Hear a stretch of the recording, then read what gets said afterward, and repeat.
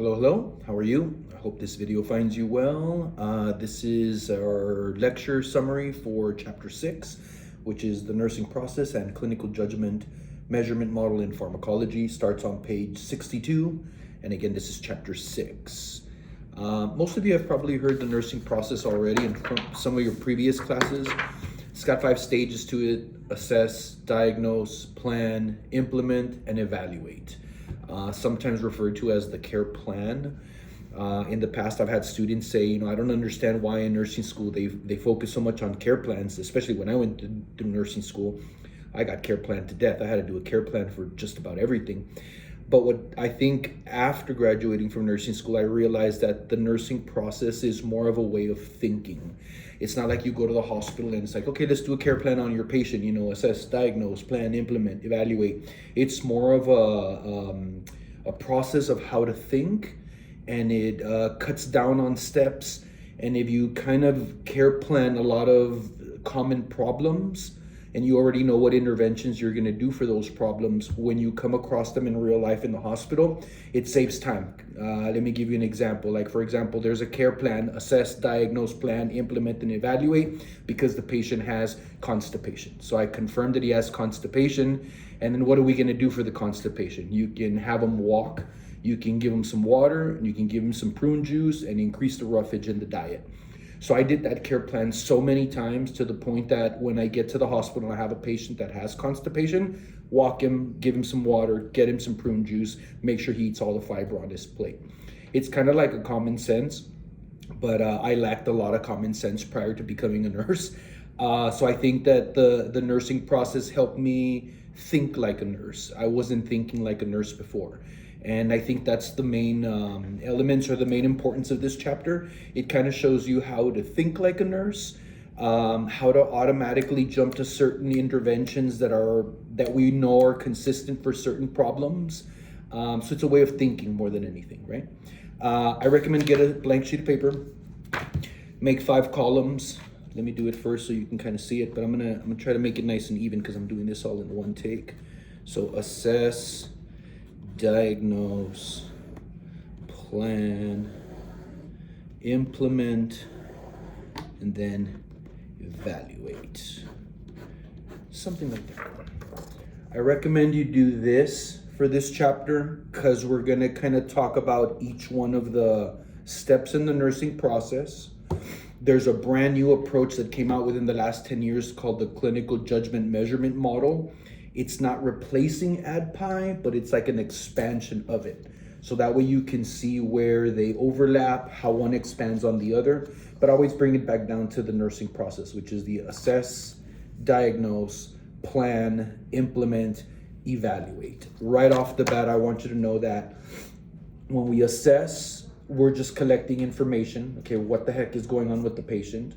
When we diagnose, we prioritize. Okay, based on this information, I see the patient has 3 problems, but which of the 3 is the priority? That's the one we're going to focus on. Then, because you figured out your priority problem, now you got to come up with a plan, and this is where you have a goal. So what's the goal for this problem? Make sense? Once you have the goal in mind, you actually do it, which is the implementation. And then there's different types of things that you can implement, because some implementations are independent. You don't need a physician order. The nurse can do it on their own independently. Some things are interdependent. I need a breathing treatment, but I need the respiratory tech to come in and do it. Or I need a physician order because I can't give the drug, but I need a physician order. And other things are completely dependent on somebody else, like a procedure from the doctor, because I'm not about to do the operation, but the doctor is. So that's totally dependent, because sometimes the problem might actually need surgery. Well, that's going to be a dependent solution for that problem. Does that make sense? Evaluate, you're just checking how well did the plan work. So here we collect information, prioritize what the problem is, come up with a plan, have interventions for that plan, and then here we evaluate, did the plan work, partially work, or not work at all. If the plan does not work, then this comes full circle back to assessment. and then you do the whole thing over again because whatever you planned didn't work. We need to reconfigure. So keep the same problem, but let's redo the plan. So evaluate comes back full circle to assess if the plan didn't go as expected. Does that make sense? That's just a quick overview. If that was too fast, we're gonna go through each one of these steps, but just kind of maybe put your notes on each one of these columns so that you can see what information goes to what column of the nursing process. Make sense? All right, let's look at some definitions. Over on page 63, left-hand side up at the top, you have the definition of nursing process. It says, your instructor's a little blind. The nursing process is a systematic method of problem solving that forms the foundation of nursing practice and is an essential core of nursing to deliver holistic and patient-centered care. Holistic meaning we're taking your culture, your gender, your sexuality all into the what interventions are appropriate for you versus appropriate for somebody else. Does that make sense? So that's the holistic approach. And then patient-centered, yeah, because we're not treating the disease. It's not the broken leg in room 104. It's Mr. Jones. He's a Christian. He's divorced. He's got 2 daughters. One of them's trying to make it to graduation this summer. Does that make sense? So that's what we're talking about when we're talking about holistic and patient-centered. That is the approach for the nursing process. But then we have assess, diagnose, plan, implement, and evaluate. Does that make sense?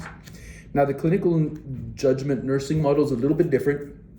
Clinical judgment measurement model, is a little bit different. It's kind of new. Look at the definition to that immediately under there, and it says the clinical judgment measurement model, all abbreviated CJMM, builds on the nursing process. So the nursing process that's where it's at.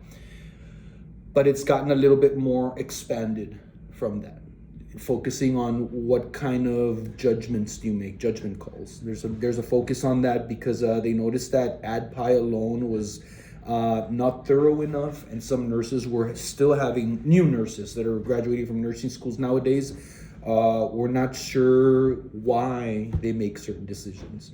So like I was saying about how constipation, I already know, walk him, get him water, get him some roughage. Yeah, but why? Why are we doing that? Does that make sense? That's where that clinical judgment became more in depth, because I think the nurses from my generation, became very automatic. I think your generation's a little bit more smarter, definitely, more technology, more advances in science. So you need something more in depth, which is great. It just shows that there's an evolution in us as humans, as nurses, and as society as well, right? Back to this definition over here. Clinical judgment measurement model builds on the nursing process and encourages the nurse to shift the clinical reasoning and judgment in decision making. So it's all about, why am I deciding? What is the best decision? Make sense? It might sound overwhelming at first, especially during nursing school, but I assure you, once you graduate from nursing school, you get your RN license, you're in the field, it's still gonna take about a year for you to be like, okay, I think I know what the hell I'm doing. So don't be so hard on yourself. We're just trying to make sure that you're safe, competent, trust you with the keys of the medicine cabinet for full shift until that year's worth of on-the-job training fine-tunes your thinking, your rationales, and your approach. Does that make sense? Alrighty. There's a great picture that consolidates both the ADPI or nursing process and that clinical judgment model kind of together. If I could bring your attention at the bottom of page 63, figure 6.1, which is this puppy right here. Look at how on this side I have assess, diagnose, plan, implement, evaluate. Yeah, and then it kind of gives you an explanation of each one of those steps right there.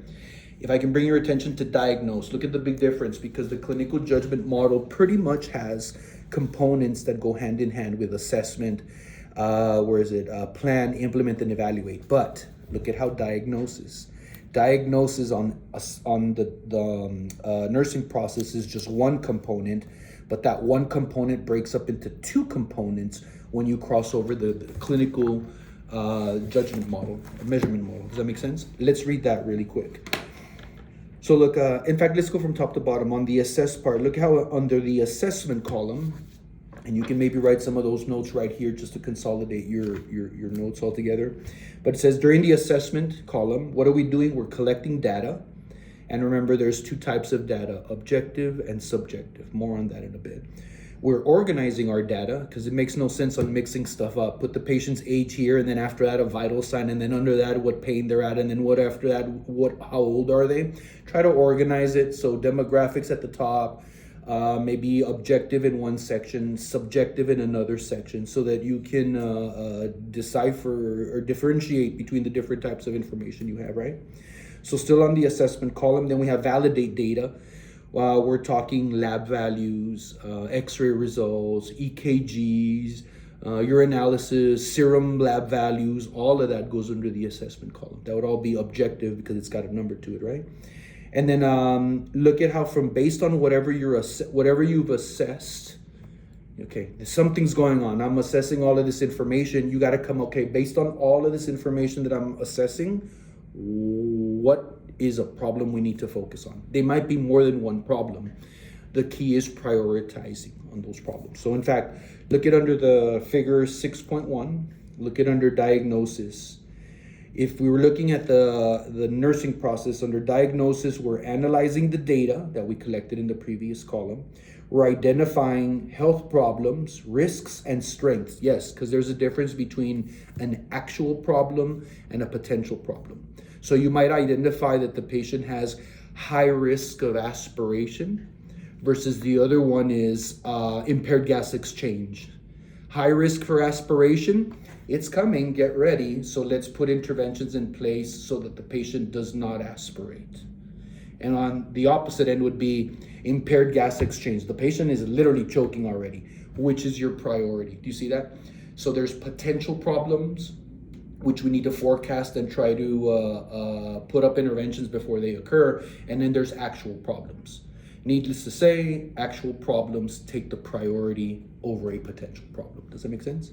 So again, back to our diagnosis, and it says, analyze your data, identify the health problems and risks and strengths, or actual problems as opposed to risks, formulate diagnostic statement. Usually those are things like related to, as evidenced by. So like pain, I identified that the patient has pain. Pain related to what? Pain related to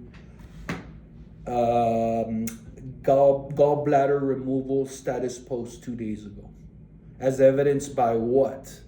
Well, the patient is saying that on a scale of 1 to 10, the pain is a 10. You see that?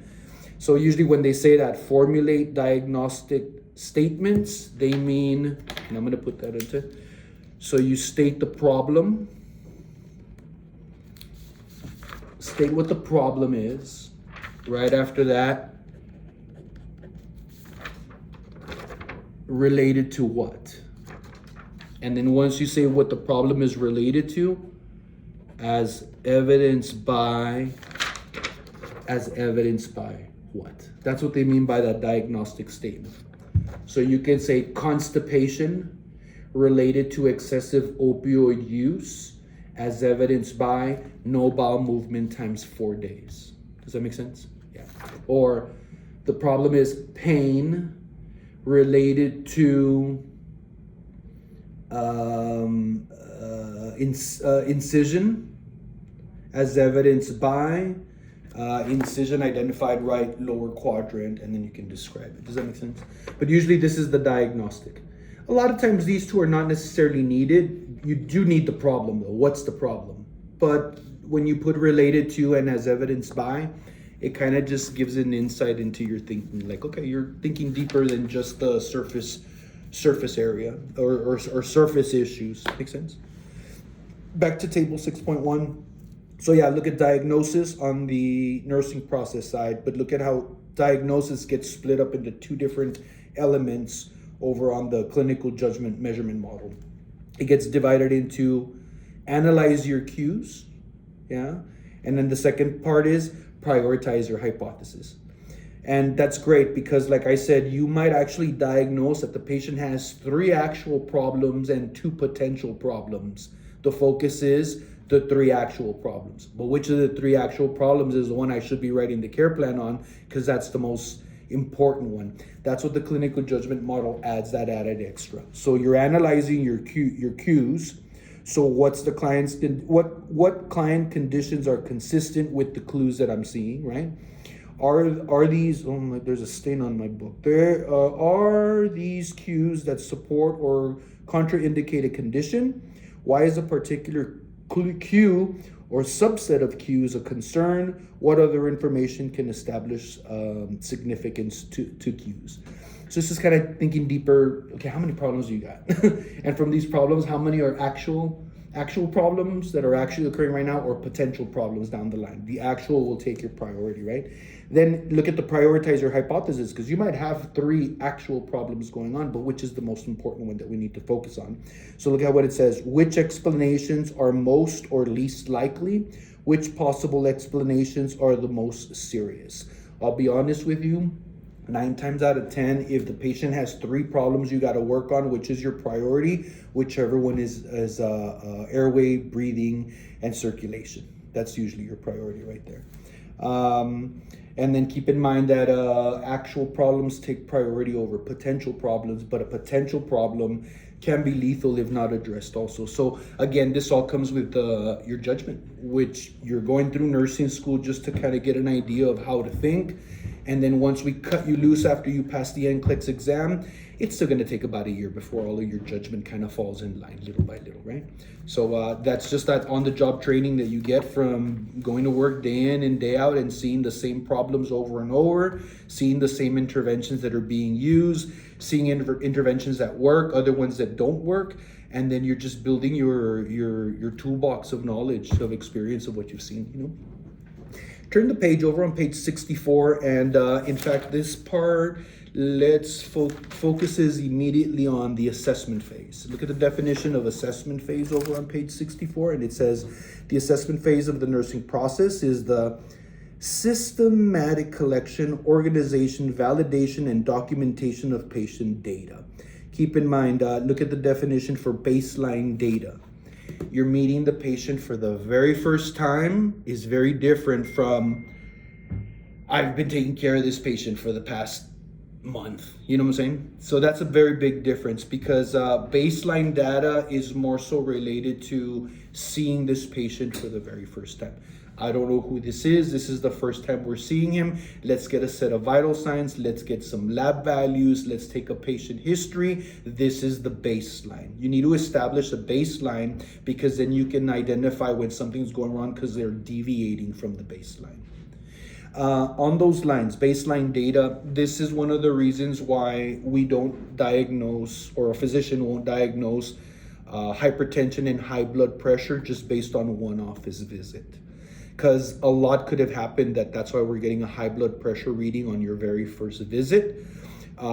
Maybe it's too hot outside, you ran from the parking lot, you didn't get a chance to sit down, you just smoked a cigarette, you had some coffee before you came in, or an energy drink. A lot of things can affect the blood pressure. So a perfect example of baseline data, if you're meeting a patient for the very first time and you take their vital signs and it's a high blood pressure, but they're not complaining of any pain or anything, you can't automatically diagnose or start giving interventions for high blood pressure. Now, he comes in a second time and the reading is similar. He comes in for his 3rd visit and the reading is similar. Boom, now we have a baseline. This is accurate. You have high blood pressure. We need to start doing something about this. Does that make sense? In other words, we don't just treat it automatically based on what we find immediately, unless it's an acute condition. Keep in mind, acute versus chronic. A chronic condition is long-term.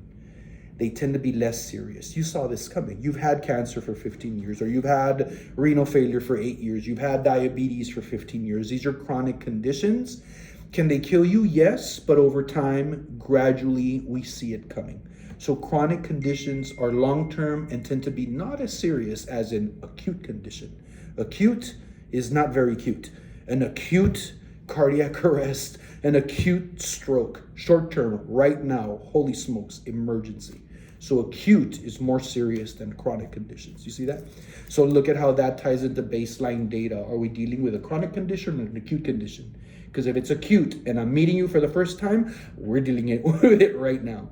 But if it's, this is a chronic condition and I'm meeting you for the first time, let's have a couple of visits and see what kind of a baseline that we can establish. That's how we know if medications work or not. Because you weren't on medication and your blood pressure is always high. Now that I started you on a medication, hey, it's lower from the baseline. The medication is working. Does that make sense? Look a little bit further down, because in the assessment column, you're also going to be collecting subjective versus objective data. I hope you have this already squared away because we just had a couple test questions on this, right? Remember, subjective data is comes from the patient. The patient has to tell you what they're feeling, what they're experiencing, what they're seeing. Does that make sense? That's going to be subjective data. It comes from the patient. I have to rely on what the patient says because it's subjective. Objective is different. I can see it. I can observe it. I can record it. I can measure it. It's objective. So subjective tends to be symptoms, while objective is signs. I can see a stop sign. You see that? I can take a blood pressure reading. I can identify that you're crying. Those are all signs. You see that? But symptoms is going to be more like, I feel weird, I feel dizzy, I stand up and I get lightheaded. All of that is subjective information. I would not know unless the patient tells me about it. So keep that in mind, that subjective symptoms, objective is signs. If you can put a number on it, it's objective. And I believe the test question revolved around something along the lines of, how can pain be both subjective and objective? Easy. You measure it.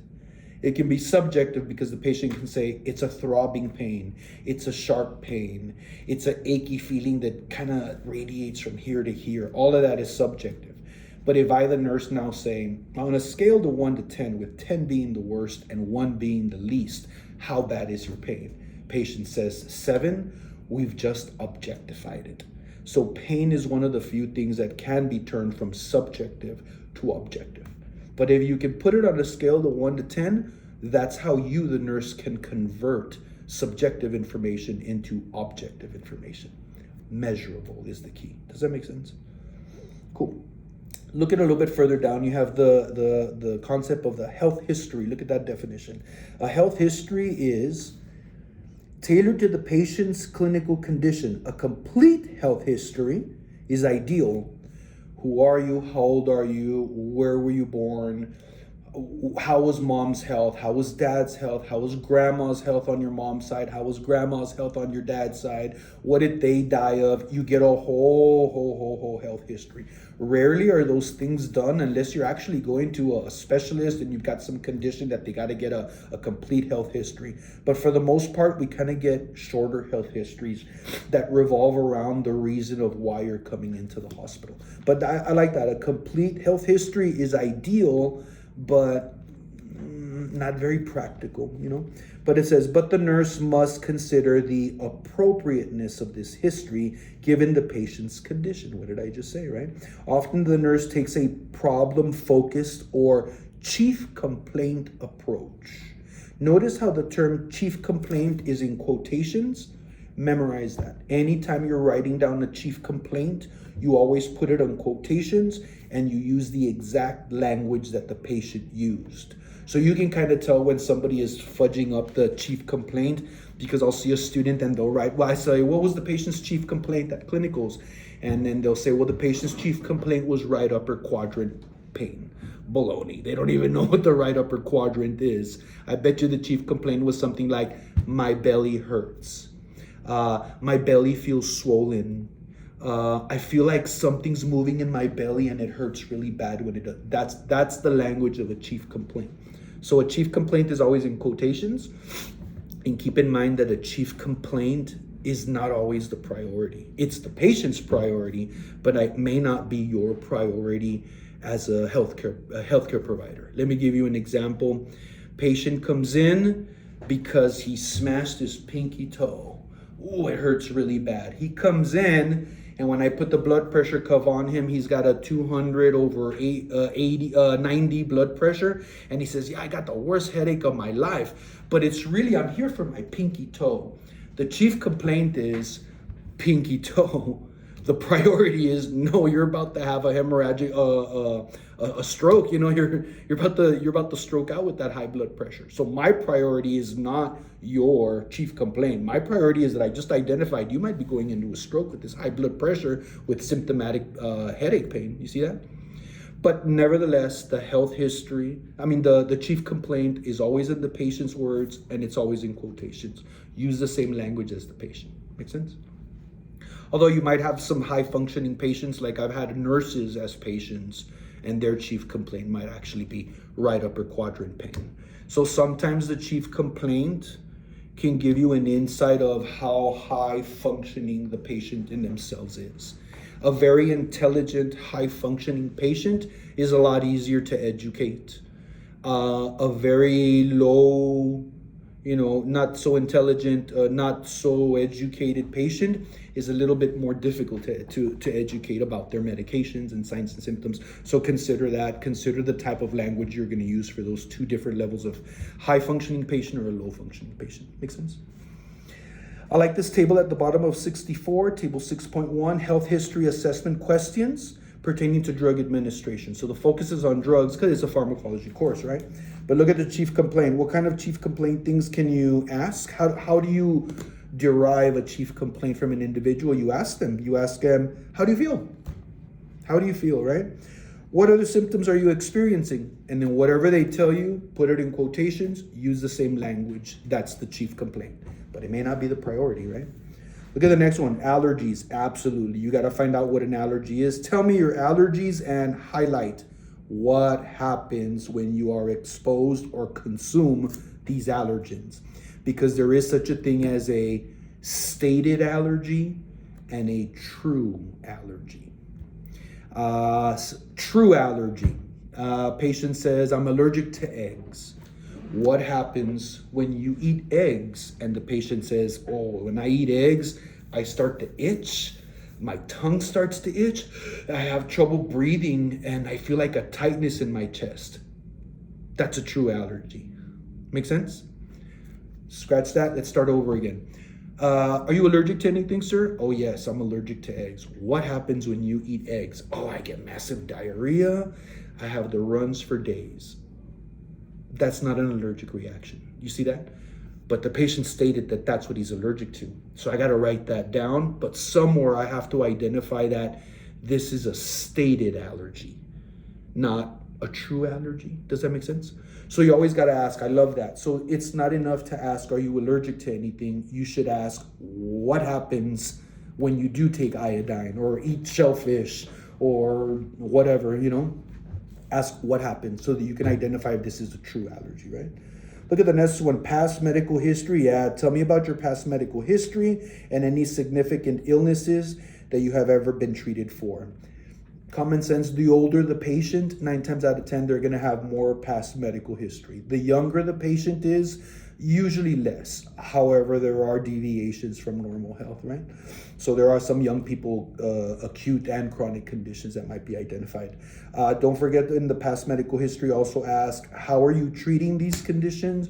What medications are you on? How often are you taking these meds? If you have your pill bottles with you, bust them out. Let's do some reconciliation, So that all of that pertains to the past medical history, because right under that is the drug. It bleeds into the drug history. Look at this. What prescription medications are you currently taking? What non-prescription, big one. People don't realize that the non-prescriptions are just as potent or can induce a dangerous effect without realizing. Just because it's over the counter or it's natural doesn't mean that it's not dangerous. Look at what else. What drugs, prescriptions, over the counters have you taken within the past 3 months? Yeah, about 3 months, because think serum levels and most recent effects, right? Have you ever experienced any side effects or unusual symptoms with your medications? If so, please describe. What do you know or what were you taught about these medications? That's a great principle there. When you're going to educate a patient about a medication, about their health, about a new diagnosis, the first thing you do is say, what do you already know about this drug? What do you already know about this disease? What do you already know about this condition? And tell me. That's where you start education, right there with patients. The reason is because if they already explain everything to you and they're 100% accurate, cool. Education is really not needed. You're just confirming what they know. Awesome. Yeah. Accurate. Document the patient is aware about their condition. Here's another one. You tell them, what do you know? And everything they tell you is wrong. Okay, pause. Let me clarify.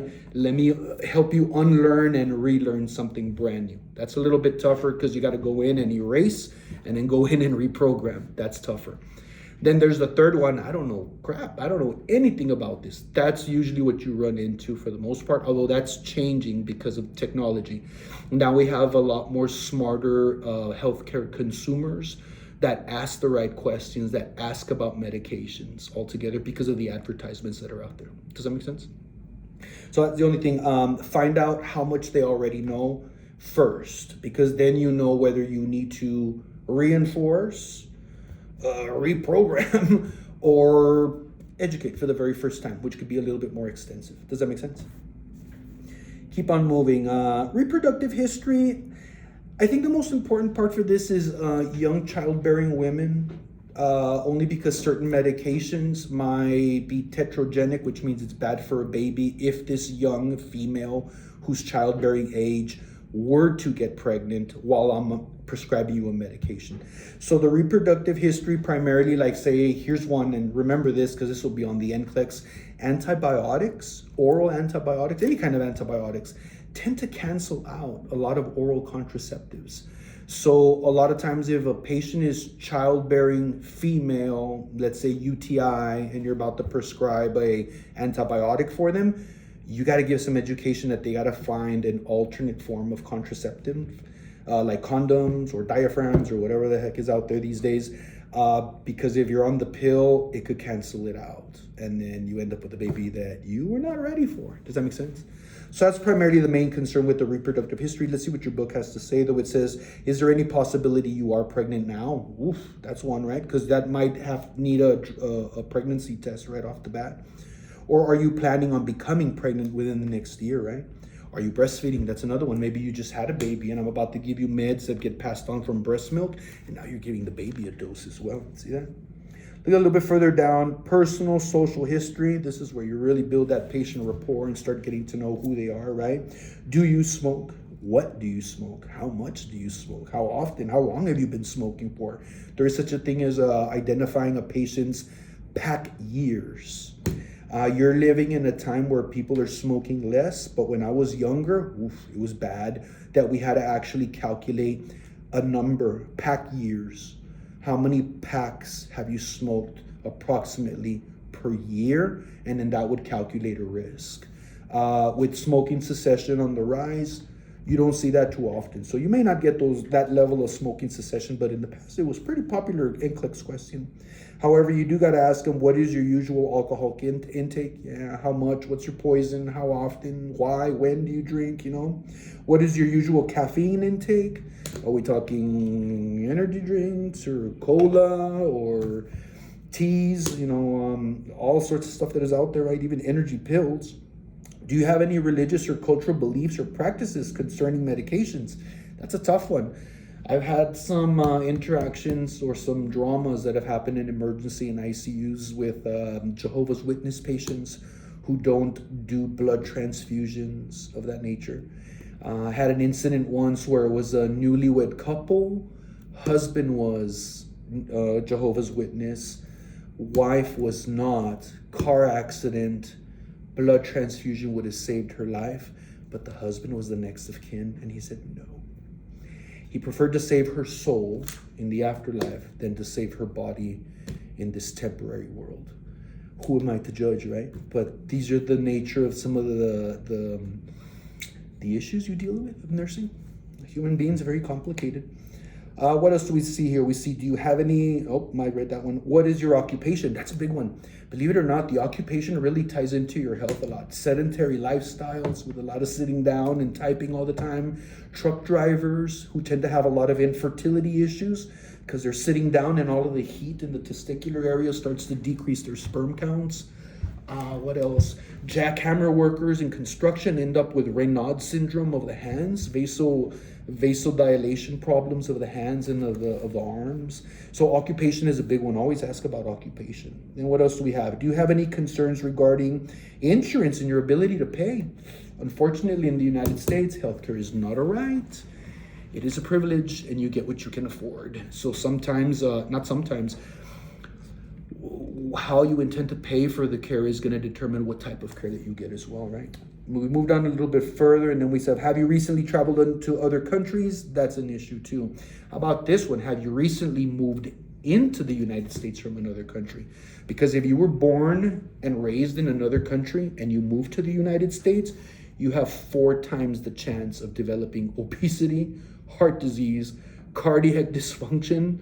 I mean, high blood pressure, it's bad. Diabetes, 4 times the rate of an American who was born here. If you were born somewhere else and moved to the US. We got a lot of good food here, right? Problems of excess as opposed to problems of deficit. So anyways, what else we have down at the bottom? Yeah, your health risk history. Do you have a history of depression? Do you have mental health issues? Are you suicidal? Never be afraid to straight up confront, are you suicidal? Ask them directly. You will not convince somebody to kill themselves if you ask them if they're suicidal. So never be afraid as a nurse to be abrupt and confront. Are you thinking you're killing yourself? Do you have a plan? How realistic is the plan determines how big the risk is that you're dealing with at that very moment, right? A little bit further down, it says, do you use any street drugs or illicit substances? This goes also to the legalized drugs, because now with marijuana being legal, like in Nevada, for example, you got to ask also what kind of what are you using? Because just because it's legal now doesn't mean that it won't affect your health down the line. Make sense? So lots to infer from table 6.1 over on page 64. But let's keep going, yeah? Can you believe we're only on assessment? Oh my God, we're 36 minutes into this video and we're still on assessment. So all of that pertains to the assessment column. So subjective data, objective data, signs, symptoms, health history, allergies, current pain, everything. This column should always have a hell of a lot of writing in it. It should have all of the information that you're gonna use. You're gonna choose which information to determine what problem you're gonna focus on. But nothing new should appear, and no new signs or symptoms should appear after the assessment column. This one column should capture everything about the patient that you need to complete the care plan. Does that make sense? All right. If we move to the second column, the diagnosis, that starts over on page 65, and it talks about nursing diagnoses are clinical judgments of a patient's actual or potential, see that? Actual problems, acute, potential, high risk of infection, high risk of aspiration, high risk for falls, you see that? Those are potential problems. The actual problem takes priority over the potential problem for obvious purposes, right? So again, we read nursing diagnoses are, diagnosis is one, diagnoses, SES is plural, just so you sound professional, right? So this one's talking about nursing diagnoses, all of them, all of the nursing, and they're set, they're established. You can't make up your own nursing diagnoses. This is a list, and it's not static. Over the years, new diagnoses get added, some diagnoses fall off, some of them change, they evolve. There's a whole organization called NANDA. If you look a little bit further down, page 65, nursing diagnosis, scroll a little bit further, look at those big letters, NANDA, NANDA, that's an organization. Basically, it's a bunch of old ladies in their rocking chairs sitting around coming up with new nursing diagnoses and updating the list regularly, and then they disseminate it to the world. Does that make sense? So that you could be one of these NANDA people if you wanted to. You just focus yourself on making a career out of that.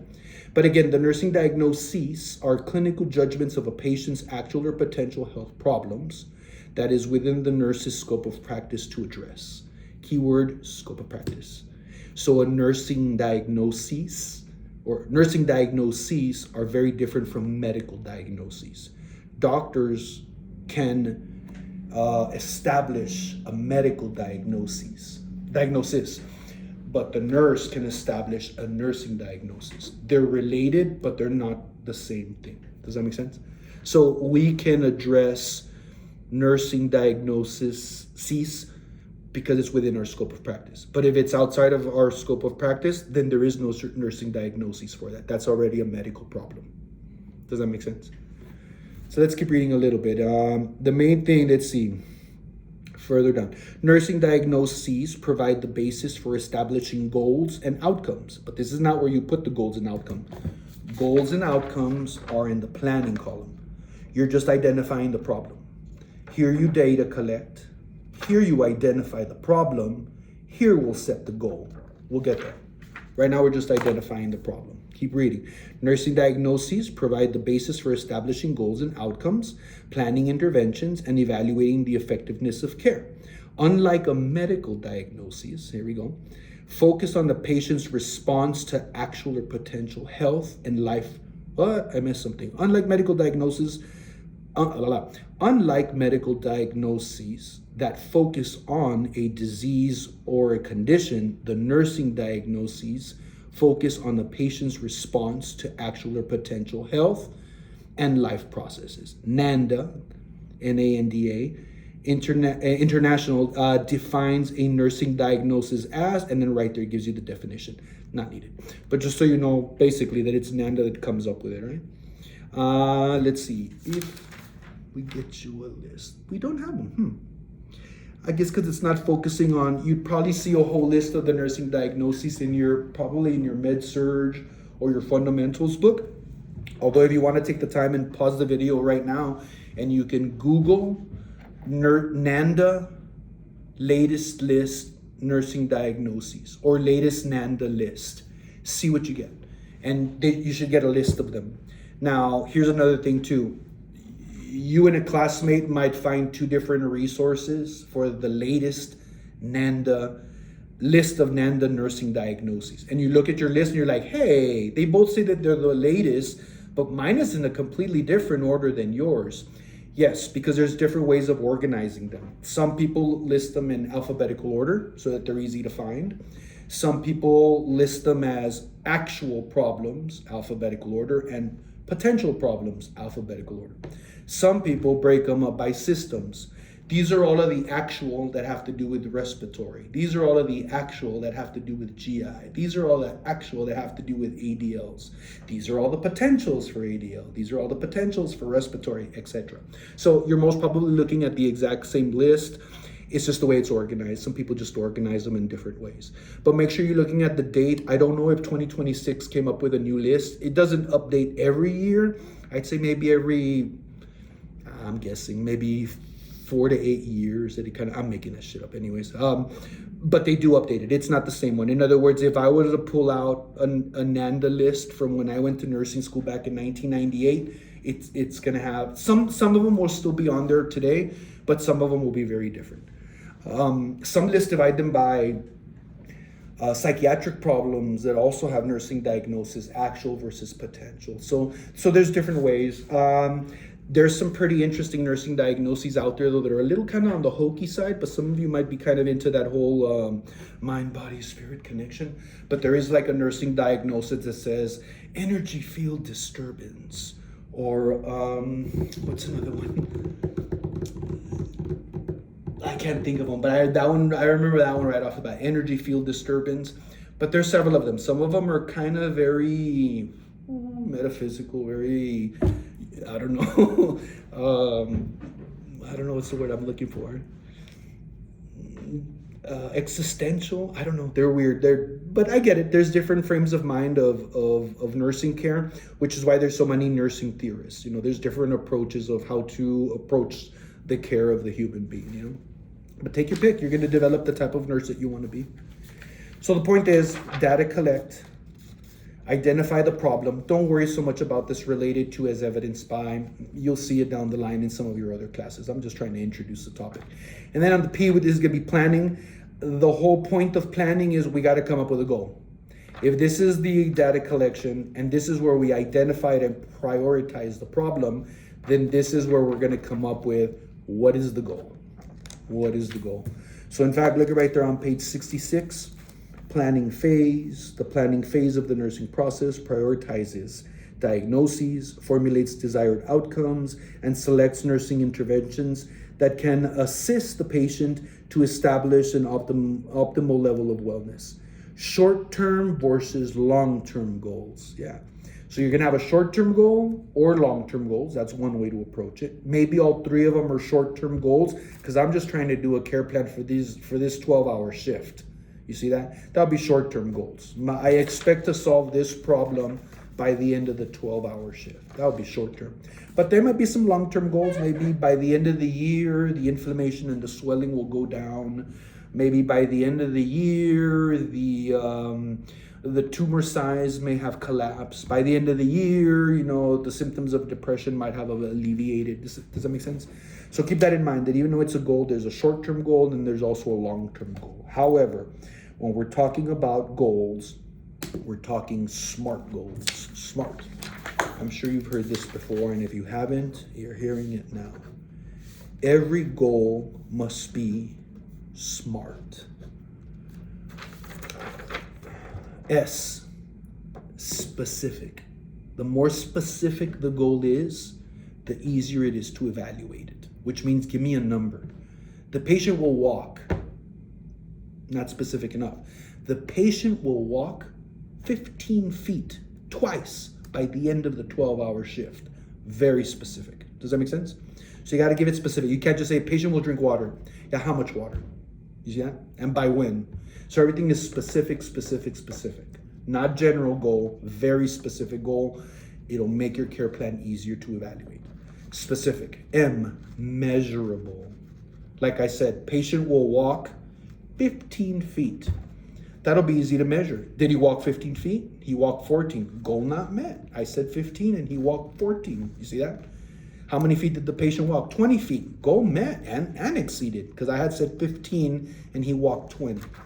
I could say twice a day versus once a day versus 3 times a day.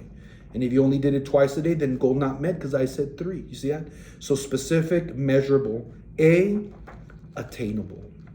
You can't say the patient's gonna walk 15 feet when the patient has no legs. Give me a break. You know what I'm saying? So it's gotta be attainable. Patient will be able to wheel themselves down the hall 15 feet. You see that? By the end of the 12-hour shift or whatever. So specific, measurable, attainable. Yeah, I mean, he can do it. Or the patient has surgery scheduled this afternoon. Well, then how's he gonna achieve this goal? He can't achieve it. It's not attainable. Because that bleeds into the R, which is realistic. Like I said, realistic, I guess that would be a better example. Realistic, the patient has no legs, so how the hell is he gonna walk 15 feet? Not realistic. So your goals have to be specific, measurable, attainable, realistic, and you gotta have a time limit on it. By the end of the 12-hour shift, by 2 o'clock today, by Monday, January the 14th, 5 p.m. You see that? You gotta have a time limit on it. So this will make evaluation of your goal a lot easier, because the more specific, measurable, attainable, realistic, and timely that it is, the easier it is to say goal met, goal partially met, or goal not met. Let's do this whole thing all over again. Make sense? That's the main thing to remember here for that phase. Just keep in mind the definition of outcomes down at the bottom, 66. What am I trying to... The outcome, what is the goal? That the patient will walk 15 feet twice by the end of the 8-hour shift. 8 hours, yeah, right, 12 hours. Down at the bottom, outcomes. The outcomes are the specific criteria used to measure the attainment of the selected goals. They are written to include the subject, usually the patient, the action required by the subject, under what circumstances the expected performance, and the specific time frame in which the subject will accomplish the performance. That is the fancy way of saying SMART. Specific, measurable, attainable, realistic, and timely. So look at that. So the goal would be the patient will ambulate 15 feet twice by the end of the 12-hour shift. That's a SMART goal. Patient will consume 50% of all 3 meal trays served throughout the day by the end of by midnight tonight. So he has to eat 50% of each one of the 3 trays that are coming.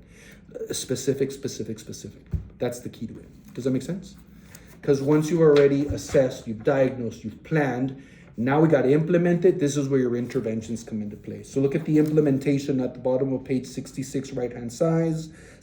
The implementation phase is when the nurse applies the knowledge, skills, and principles of nursing care to help move the patient towards the desired goal and optimal wellness. So look at the key word. Implementation involves, boom, action. Action, action, action. So these interventions, and you need 3.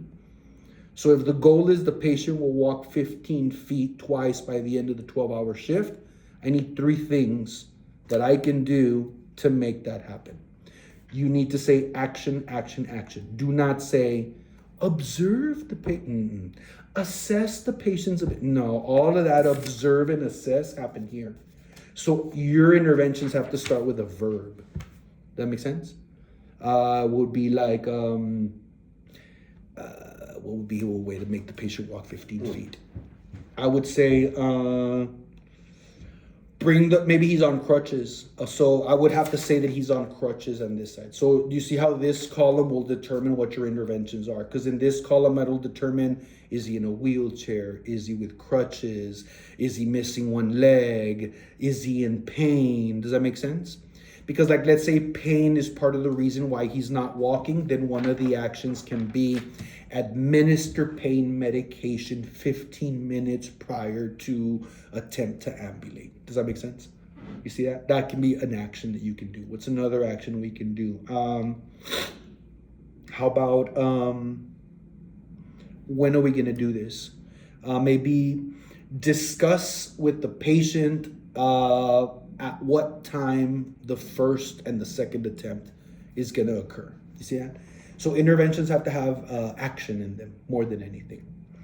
I'm probably not going to hit you with a lot of care plan stuff, but these are concepts that you have to understand how they apply to medication administration, but then how you can carry these concepts on into other nursing, your other nursing courses as well.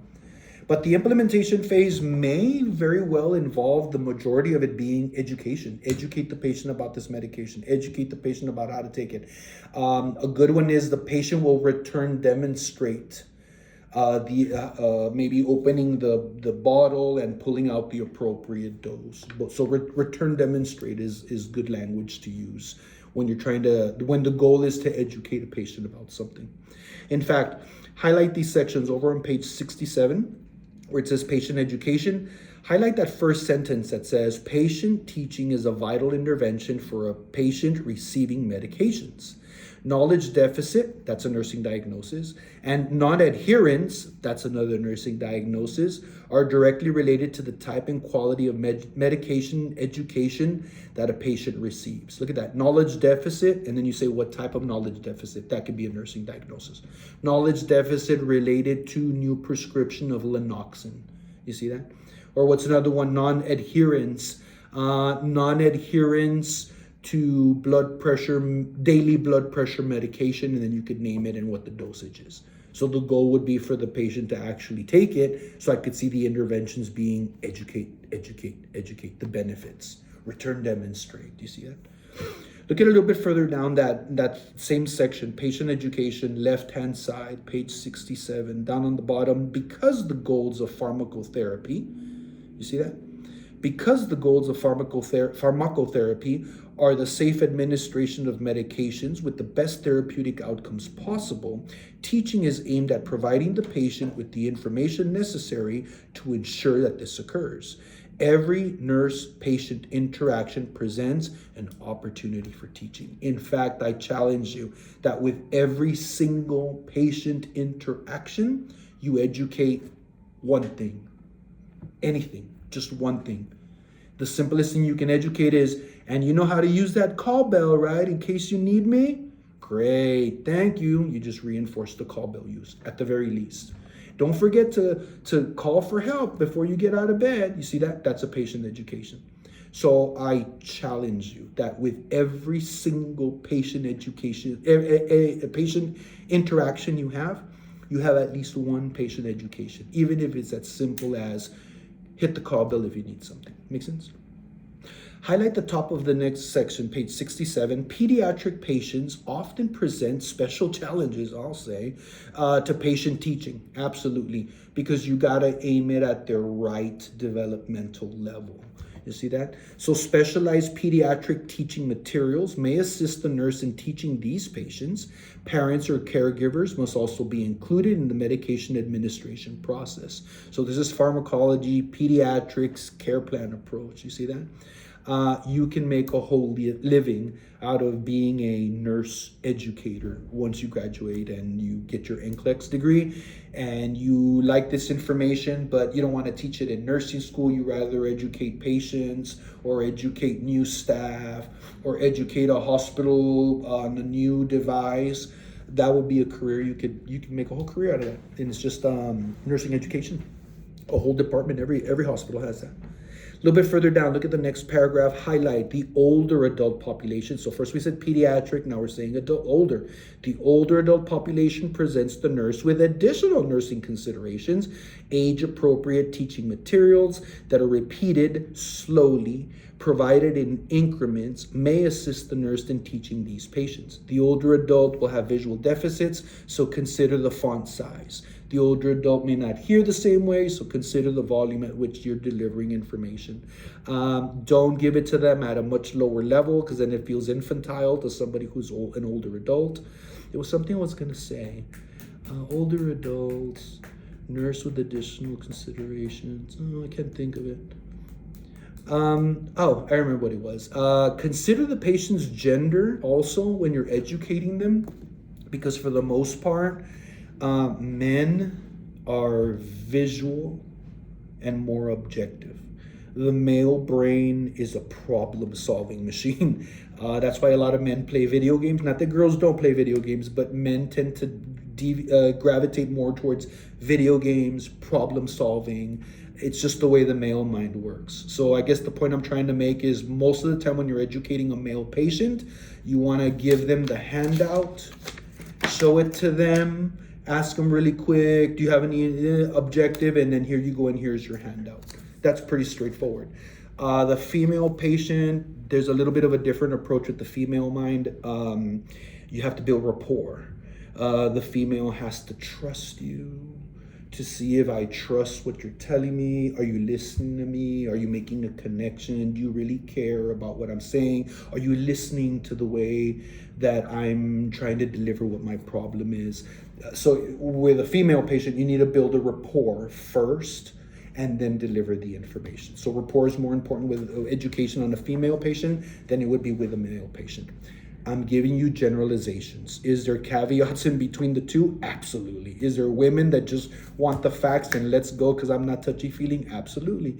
Is there men that are more in tune with their feminine side and their feelings and want to build a rapport? Absolutely. I'm just giving you some general guidelines just to kind of keep in mind. It'll save you some headaches when you're approaching patients for the first time. A little bit further down, look at that last paragraph at the end on page 67. Small portions of education given over time are often more effective than giving you one large dump of information all at once. You don't have that choice as a nursing school student, right? You're going to get a whole dump of information and then you have to kind of sort through it.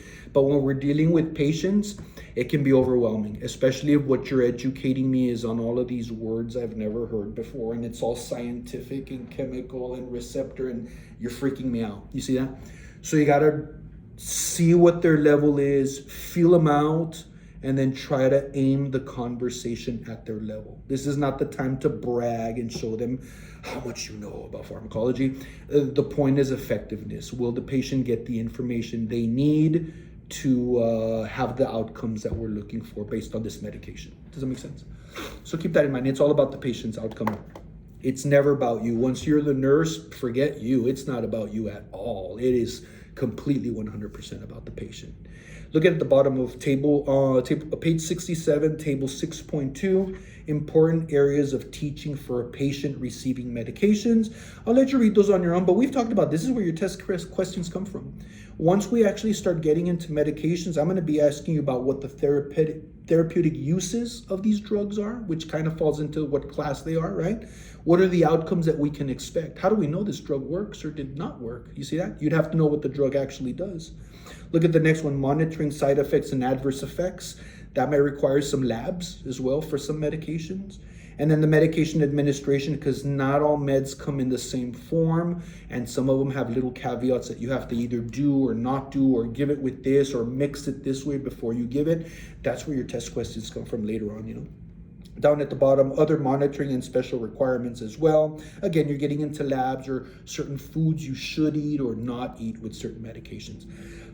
Excuse me, I encourage you to read all of those bullet points just for time's sake, because we're going on an hour already. I'll let you read that box on your own there. And last but not least, for you to highlight over here at the very last page on 68, I like that little sentence right there on that second paragraph that says, providing written materials assist the patient to retain the information and review it later, especially your male patients. Yeah, I'm getting discharged. I gotta go. Give it to me. I'll read it at home later, you know? I got other problems to solve right now. I'll solve that problem when I got some time. The men tend to sometimes, not always, again, I'm making generalizations that I've experienced over my 30 years of being a nurse, but the men tend to not gravitate towards healthcare as more as women do. I've noticed that men seek healthcare once it hurts, once they see it's out of control, or once they're like, I don't know what this is. That's when usually they'll seek healthcare. Pain is usually the big one, and then obviously any kind of sexual dysfunction, because when something's going on down there, you bet you're going to go see the doctor. So I tend to see that more with the men. Women more in tune with their feelings. I would probably venture to say it's just because of the nature of being a female. There's already the menstrual cycle that you're dealing with starting at a very early age. So I think that kind of gives women a more in tune, per se, with their body, you know, a little bit more. So I see that. I see more participation by female patients as partners of their care than the men. You tend to do healthcare with the female patient. You tend to do healthcare to the male patient, yeah. But those are changing too. I do see the generational changes and just the changes in behavior in society over the years with technology and everything just changing, you know. A little bit further down, I like where this paragraph says the nurse should always assess whether the patient is able to read, yes, and understand the material provided, a concept known as highlight health literacy. Am I giving this to you in the right language? I believe most of the things that are in handouts, I believe it's 8th grade level. I might be a little bit off on that, but I want to say that everything is written at an 8th grade level. I think that's what newspapers are also written at, 8th grade level. But you might need something that's a lot more simpler as well. So who knows? You got to keep that in mind. Again, that patient, you're assessing your patient to see if they can, at what level am I going to explain this, you know? A little bit further down, well, same section says patient educational materials are ineffective if the reading level is above what the patient can understand. Absolutely. Or is in a language that is unfamiliar to the patient. So you need to make sure that just don't grab a handout and give it what's the appropriateness of this handout. Most of the time what I've seen in hospitals, Spanish or English, those are the two most common languages in the United States. Occasionally in some cities you'll see French, occasionally you'll see German, and then maybe a couple of the Asian languages as well. But most of the time everything's either Spanish or English, those are the main two languages, right? Notice in quotations a little bit further down, teach back method. I like to call that return demonstrate. So like teach back is like, if I'm going to educate you information, I deliver the info and then I say, okay, now repeat that back to me. That's a teach back. Or if I show you how to do something, did you see that? Yeah, okay, now you do it. Return demonstrate. That's usually the approach so that you can evaluate whether the patient learned or not. And then document. You see that? Last but not least, evaluation phase, down at the bottom of 68. The evaluation phase is the last one, right? Implement and then evaluate. This comes full circle. If the goal is not met, like let's say you get to the goal, evaluate. Was the goal met, not met, or partially met? If the goal is not met, evaluation means reassessment, and we do the whole thing all over again until the goal is met.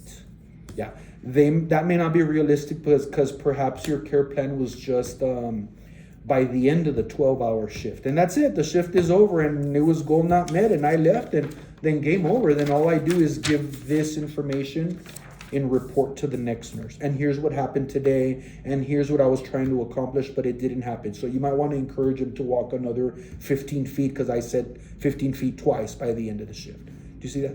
Now, do you actually have this written down and you're going to show this care plan to the next nurse at the gym?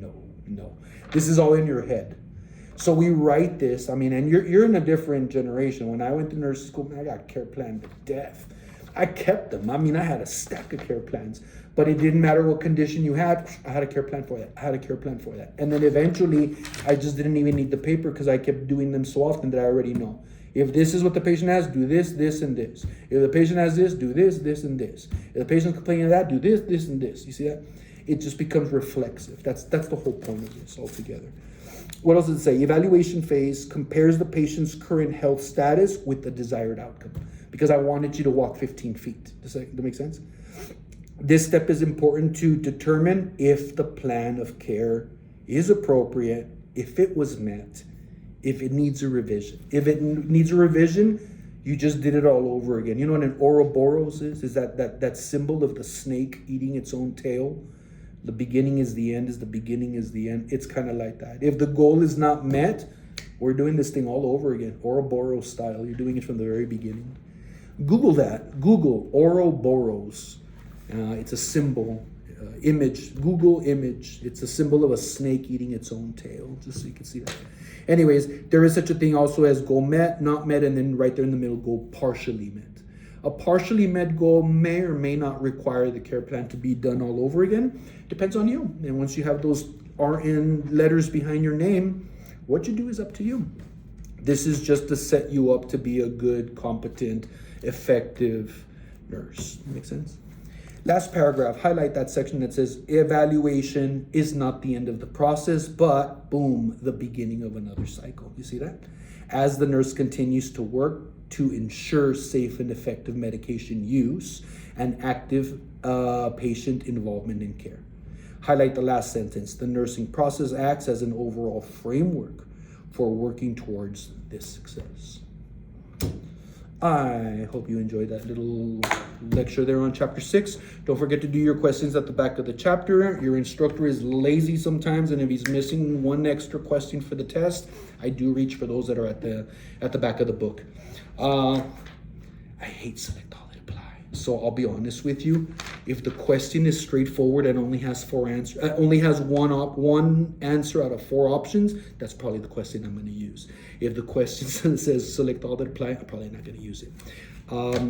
Select all that apply is relevant, and you do need to know how to answer those types of questions, but it takes a village to make a nurse, and I'm just trying to get you to learn your pharmacology. So I'll leave the select all that apply test taking strategies to others in the program as well, but reach out if you need help either way. Alrighty, hope that was great. See you again soon. Bye.